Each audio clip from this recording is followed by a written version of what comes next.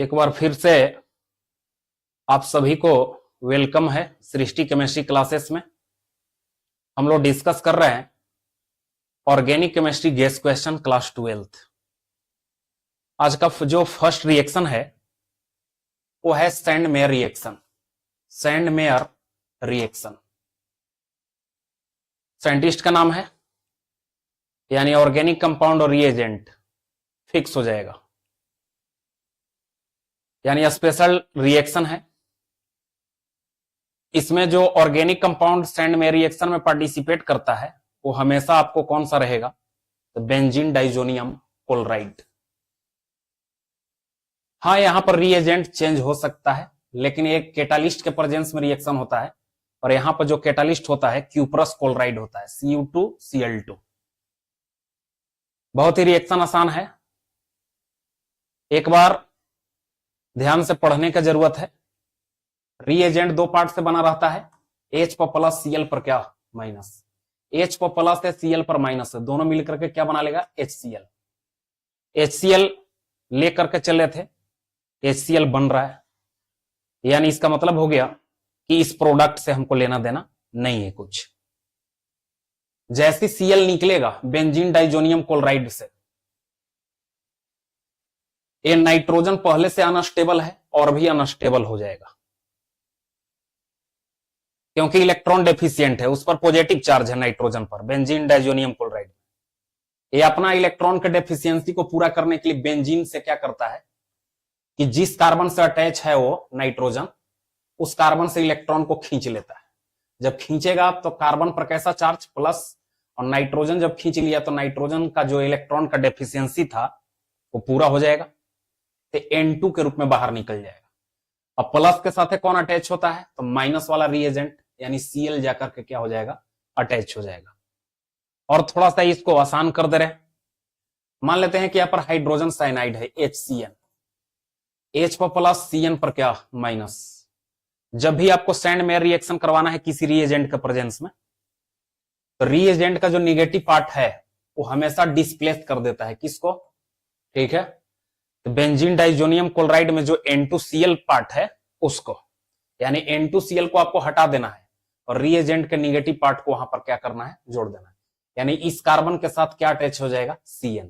इसी तरह से कोई भी रिएजेंट दिया रहेगा तो आप सैंड मेयर रिएक्शन कंप्लीट कर सकते हैं। तो ये तो था सैंड मेयर रिएक्शन। बाहर हमेशा क्या निकलेगा, नाइट्रो, मेन प्रोडक्ट बनेगा और प्लस में क्या बाहर निकलेगा, नाइट्रोजन गैस हमेशा। हाँ, यहां पर Cl निगेटिव पार्ट है तो Cl आकर के अटैच हुआ, Cn रहेगा निगेटिव पार्ट तो Cn अटैच होगा, ब्रोमीन रहेगा तो ब्रोमीन अटैच होगा, याद रखेंगे। नेक्स्ट कौन सा है, ब्रोडीन हंस डिक रिएक्शन। ये भी बहुत ही इंपॉर्टेंट रिएक्शन है, समझने का कोशिश करें, लगातार पूछा हुआ है। इस रिएक्शन में मोनोहलाइड का फॉर्मेशन होता है, वो भी ब्रोमाइड। मोनोहलाइड में कौन सा मोनोहलाइड, तो ब्रोमाइड बनता है, याद रखेंगे। कैसे बनता है, तो पहले रिएजेंट जो है इसमें ब्रोमीन पार्टिसिपेट करता है और ऑर्गेनिक कंपाउंड जो रहता है यानी सबस्ट्रेट वो सिल्वर सॉल्ट रहता है, कार्बोजिलिक एसिड का। तो कार्बोजिलिक एसिड का ये सिल्वर सॉल्ट है। रिएजेंट दो पार्ट से बना रहता है, दो पार्ट में तोड़ देंगे। यहां पर एक सोल्वेंट है कार्बन टेट्राक्लोराइड, जो कि नॉन पोलर सोल्वेंट है, यानी नॉन पोलर सोल्वेंट में रिएक्शन होता है। अब नॉन पोलर सोल्वेंट में रिएक्शन हो रहा है तो जो भी बॉन्ड टूटेगा वो होमोलाइटिक रूप से टूटेगा। जैसे ब्रोमीन मोलिक्यूल है, रिएजेंट है, तो रिएजेंट को हम लोग दो पार्ट में डिवाइड करने वाले हैं, क्योंकि रिएजेंट दो पार्ट से बना रहता है। तो ब्रोमीन मोलिक्यूल में जो सिंगल बॉन्ड है उसमें दो इलेक्ट्रॉन होता है, और होमोलाइटिक जब फ्यूजन होता है तो इलेक्ट्रॉन का डिस्ट्रीब्यूशन क्या होता है, इक्वली, यानी एक इलेक्ट्रॉन दोनों ब्रोमीन एटम लेकर के भाग जाएगा, तो ब्रोमीन फ्री रेडिकल बन जाएगा। फ्री रेडिकल कहते किसको है, तो जिसके आउटर मोस्ट ऑर्बिट में ऑड इलेक्ट्रॉन हो। ब्रोमीन 17th ग्रुप का एलिमेंट है, 7 इलेक्ट्रॉन होता है, यानी इसको ब्रोमीन फ्री रेडिकल बोलेंगे। रिएजेंट एक स्टेप तो हम लोग कंप्लीट कर लिए। रिएजेंट को पहले हम लोग क्या कर दिए, दो पार्ट में डिवाइड। अब रिएजेंट के प्रेजेंस में ऑर्गेनिक कंपाउंड का बॉन्ड डिसोसिएट होगा, तो ऑर्गेनिक कंपाउंड में अगर मेटल हो तो मेटल वाला ही बॉन्ड डिसोसिएट होता है, डिसोसिएट करेंगे कैसे? तो होमोलाइटिक मैनर में।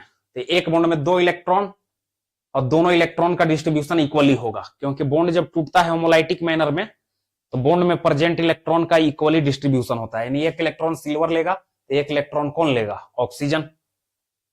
सिल्वर के पास एक इलेक्ट्रॉन है, ब्रोमीन के पास एक इलेक्ट्रॉन है, दोनों जो है एक बॉन्ड के द्वारा जुड़ करके बाहर निकल जाएगा, क्योंकि 2 इलेक्ट्रॉन से कितना बॉन्ड बनता है? एक बॉन्ड। तो Ag और एक Br दोनों मिलकर के क्या बना लिया? AgBr।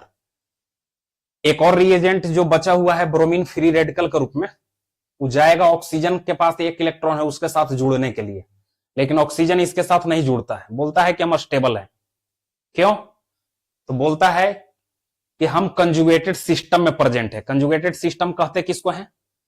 तो पाई बॉन्ड के देख रहे हैं कि अल्टरनेट मैनर में फ्री रेडिकल है, और पाई बॉन्ड के अल्टरनेट मैनर में जब फ्री रेडिकल रहता है ना तो उसको कंजुगेटेड सिस्टम कहते हैं। 5 टाइप का होता है। अगर आप जान रहे हैं तो ठीक है, नेक्स्ट वीडियो में आपको कवर कर सकते हैं हम, ठीक है।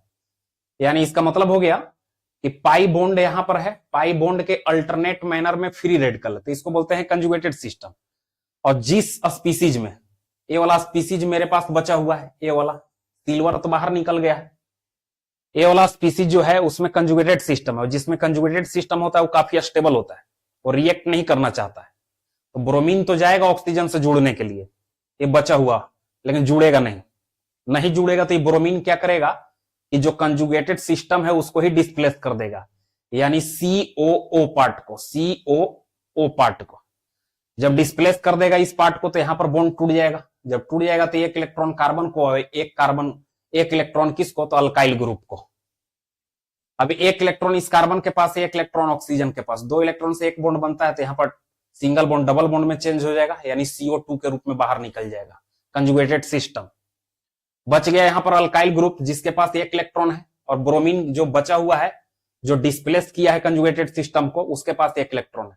2 इलेक्ट्रॉन से कितना बॉन्ड बनता है? एक बॉन्ड, यानी R और Br के बीच में एक बॉन्ड बन जाएगा, यानी अल्काइल ब्रोमाइड बन जाएगा। यानी मोनोहलाइड यहां पर क्या बना? तो अल्काइल ब्रोमाइड। यानी इसका मतलब कि इस रिएक्शन में हमेशा मोनोहलाइड कौन सा बनता है? तो ब्रोमाइड बनता है। कार्बन डाइऑक्साइड गैस बाहर निकलता है। पूछेगा कि ब्रोडीन हंस डीकर रिएक्शन में कौन सा गैस बाहर निकलता है? तो कार्बन डाइऑक्साइड गैस। ये ऑब्जेक्टिव क्वेश्चन हो गया। तो इस तरह से ब्रोडीन हंस डीकर रिएक्शन को आप कंप्लीट कर सकते हैं। एक्सप्लेन करने के लिए आएगा तो आप लिख सकते हैं। क्या लिख सकते हैं? लैंग्वेज भी थोड़ा सा बता देते हैं कि when 1 mole of silver salt of carboxylic acid reacts with bromine molecule in carbon tetrachloride solvent, 1 mole alkyl bromide is formed and carbon dioxide gas is evolve, यानी बाहर निकलता है। ये लैंग्वेज बना करके आप रिएक्शन को रिप्रेजेंट कर सकते हैं। नेक्स्ट क्या है?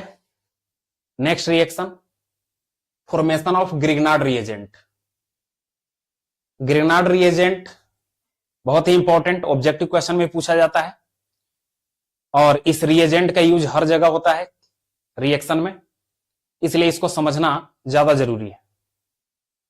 मोनोहलाइड और मैग्नीशियम एटम यानी मैग्नीशियम मेटल जब रिएक्ट करता है ईथर सोल्वेंट में, तो अल्काइल मैग्नीशियम हलाइड बनता है। अल्काइल मैग्नीशियम हलाइड को ही क्या बोलते हैं? Grignard reagent. वो कैसे? मैग्नीशियम का वैलेंसी कितना होता है? 2। मैग्नीशियम जो है मेटल है, और मेटल के बारे में आपको बता चुके हैं कि रिड्यूसिंग एजेंट होता है, हमेशा याद रखें। इसके प्रेजेंस में रिडक्शन होगा। जब रिडक्शन होगा तो इलेक्ट्रोनेगेटिव एटम निकलेगा, और निकलेगा तो मैग्नीशियम के साथ जुड़ेगा। मैग्नीशियम के साथ जुड़ेगा तो Mgx हो जाएगा, लेकिन Mgx बनने से मैग्नीशियम का यहां पर वैलेंसी पूरा नहीं हुआ। नहीं पूरा हुआ क्योंकि मैग्नीशियम के आउटर मोस्ट ऑर्बिट में कितना इलेक्ट्रॉन है? 2। तो 2 बॉन्ड बनाने की कैपेसिटी रखता है, तो एक हाइड्रोजन एटम निकलने से तो एक ही बॉन्ड बनेगा मैग्नीशियम के साथ। यानी इसका मतलब कि बचा हुआ जो अल्काइल ग्रुप है वो भी मैग्नीशियम के साथ ही आकर के क्या हो जाएगा? अटैच हो जाएगा। एक तो तरीका यह समझने का। दूसरा तरीका क्या है समझने का? थोड़ा सा देख लीजिए यहां पर। दूसरा तरीका क्या है समझने का? तो ऐसे समझ सकते हैं इसको।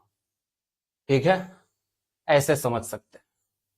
कैसे? तो देखिए, ईथर सोलवेंट में मैग्नीशियम के प्रेजेंस में ए मोनोहलाइड का बॉन्ड का जो डिसोसिएशन होगा वो होमोलाइटिक मैनर में होगा।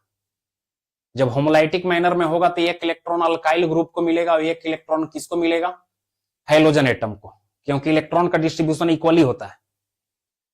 तो ईथर सोलवेंट में बॉन्ड का डिसोसिएशन होमोलाइटिक मैनर में होता है, होमोलाइटिक फ्यूजन करवा दिए। अब मैग्नीशियम कितना बॉन्ड बनाने की कैपेसिटी रखता है? 2। एक इलेक्ट्रॉन मैग्नीशियम का, एक इलेक्ट्रॉन हाइड्रोजन एटम का। 2 इलेक्ट्रॉन से एक बॉन्ड बनता है, तो एक बॉन्ड ऐसे बन जाएगा। एक इलेक्ट्रॉन और मैग्नीशियम के पास बचा हुआ है और एक बचा हुआ है अल्काइल ग्रुप के पास। 2 इलेक्ट्रॉन पूना हो गया। 2 इलेक्ट्रॉन से कितना बॉन्ड बनता है? एक बॉन्ड। यानी अल्काइल ग्रुप और मैग्नीशियम पुनः एक बॉन्ड के द्वारा अटैच हो जाएगा। तो किस कंपाउंड का फॉर्मेशन हो जाएगा? तो alkyl magnesium halide. Alkyl magnesium halide को ही हम लोग क्या बोलते हैं? ठीक है, तो ग्रिग्नार्ड रिएजेंट कहा जाता है। तो इस तरह से आप ग्रिग्नार्ड रिएजेंट बना सकते हैं। अल्काइल ग्रुप की जगह कोई भी रख सकता है, फेनिल, इथाइल, मिथाइल, ठीक है, कोई भी ग्रुप यहां पर प्रेजेंट रह सकता है। इसको बोलते हैं हम लोग Grignard reagent, alkyl magnesium halide को। ठीक है, तो इस तरह से रिएक्शन कंप्लीट होता है। तो इस लेक्चर में इतना ही, मिलते हैं नेक्स्ट लेक्चर में ऑर्गेनिक केमिस्ट्री गेस्ट क्वेश्चन के साथ।